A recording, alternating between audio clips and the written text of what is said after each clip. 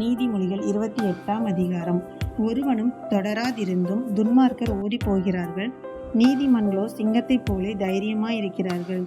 தேசத்தின் பாவத்தின் நிமித்தம் அதன் அதிகாரிகள் அநேகராயிருக்கிறார்கள். புத்தியும் அறிவும் உள்ள மனுஷனாலோ அதன் நற்சீர் நீடித்திருக்கும். ஏழைகளை ஒடுக்குகிற தரித்திரன் ஆகாரம் விளையாதபடி வெள்ளமாய் அடித்துக்கொண்டு போகிற மலையைப்போல் இருக்கிறான்.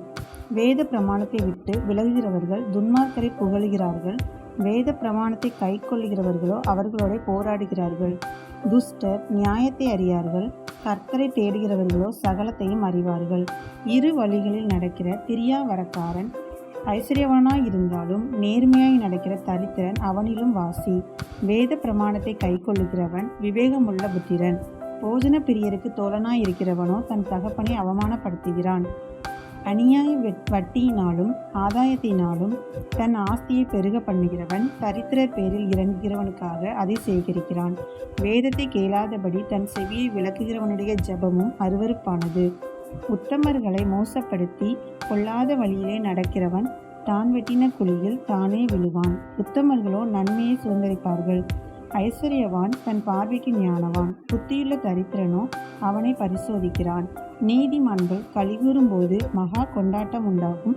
துன்மார்க்கர் எழும்போதோ மனுஷர் மறைந்து கொள்கிறார்கள்.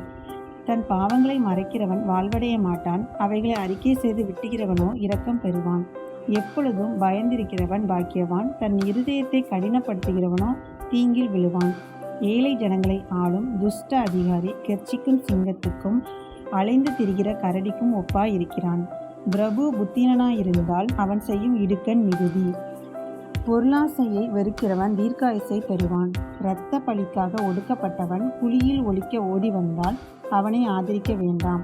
உத்தமனாய் நடக்கிறவன் இரட்சிக்கப்படுவான். மாறுபாடான இரு வழியில் நடக்கிறவனோ அவற்றின் ஒன்றிலே விழுவான். தன் நிலத்தை பயிரிடுகிறவன் ஆகாரத்தால் திருப்தியாவான். வீணரை பின்பற்றுகிறவனோ வறுமையால் நிறைந்திருப்பான். உண்மையுள்ள மனுஷன் பரிபூர்ண ஆசீர்வாதங்களை பெறுவான். ஐஸ்வர்யவானாயிருக்கு தீவிரிக்கிறவனோ ஆக்கினைக்கு தப்பான்.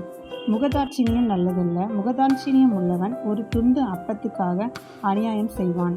வன்கண்ணன் செல்வனாகிறதற்கு பதறுகிறான். வறுமை தனக்கு வறுமையென்று அறியாதிருக்கிறான். தன் நாவினால் முகஸ்தூதி பேசுகிறவனை பார்க்கிலும் கடிந்து கொள்ளுகிறவன் முடிவில் அங்கீகாரம் பெறுவான். தன் தகப்பனையும் தன் தாயையும் கொள்ளையிட்டு அது துரோகமல்ல என்பவன் பால் கெடுக்கிற மனுஷனுக்கு தோழன். பெருநெஞ்சன் வழக்கை கொளவுகிறான்.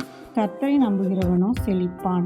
தன் இருதயத்தை நம்புகிறவன் மூடன். ஞானமாய் நடக்கிறவனோ ரட்சிக்கப்படுவான். தரித்திரருக்கு கொடுப்பவன் தாழ்ச்சியடையான். தன் கண்களை ஏழைகளுக்கு விளக்குகிறவனுக்கோ அநேக சாபங்கள் வரும். துன்மார்க்கர் எழும்பும்போது மனுஷர் மறைந்து கொள்கிறார்கள்.